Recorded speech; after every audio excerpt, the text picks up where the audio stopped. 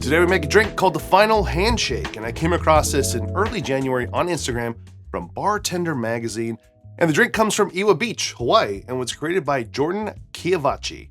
Now, since Handshake is in the name, that means that you will need some Fernet Branca. You'll also need some Amaro Montenegro and some Smith & Cross. Now, the drink also calls for a pineapple ginger tea syrup, and they did share the recipe on how to make that, which I'll include in this description. It calls for a ginger black tea and a pineapple oleo, but I'm changing it up just a little bit to keep things simpler. I'm going to be using a pineapple gum syrup and a ginger syrup instead, so I'm missing out on some of that black tea flavor, and the ginger's probably not as prevalent, so it'll be a little bit different, but trying to keep it kind of true to form as best I can. But like I said, if you want to make that syrup, I'll leave a link and instructions of that in this episode's description. So let's get going on this one. Start with 5 drops of a saline solution, half an ounce of lemon juice, a 1/4 ounce of pineapple gum syrup, and a 1/4 ounce of ginger syrup. Otherwise, use a half an ounce of the pineapple ginger black tea syrup, a 1/4 ounce of a banana liqueur, half an ounce of Amaro Montenegro, half an ounce of Fernet Branca, and then 1 ounce of Smith & Cross rum.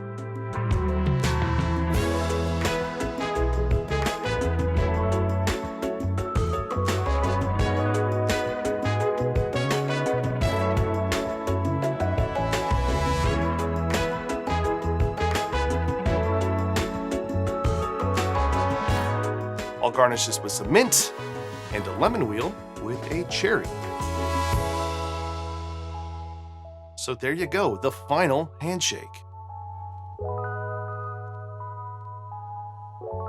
I am excited to try this for a number of reasons, but as I was making this, the funky aroma coming out of my tin, and it wasn't even from just the Smith & Cross, but just from everything, the combination of everything in there, it makes me excited. So let's try the Final Handshake. Cheers.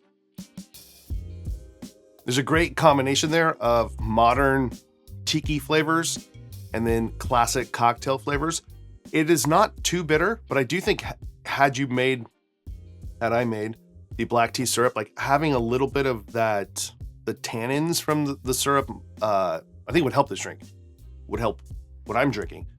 It's not too sweet though, but I just think like the balancing of the bitter with the sweet with the banana, I could see how that syrup would probably make this better. But having said that, this is still delicious.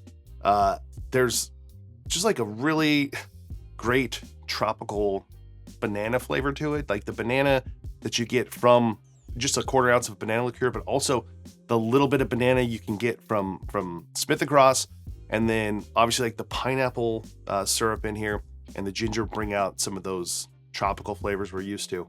And if you think about more of those like quintessential like flavors that maybe we're used to in some of these old school tiki tropical cocktails, like your Angostura bitters, your cinnamon syrups, you get a lot of those like dark spice notes from the Amaro Montenegro, Fernet Branca, and splitting that in half, not using a full ounce of Fernet here helps, because I don't think you have to like Fernet at all to like this. There's a hint of that like licoricey mintiness to it.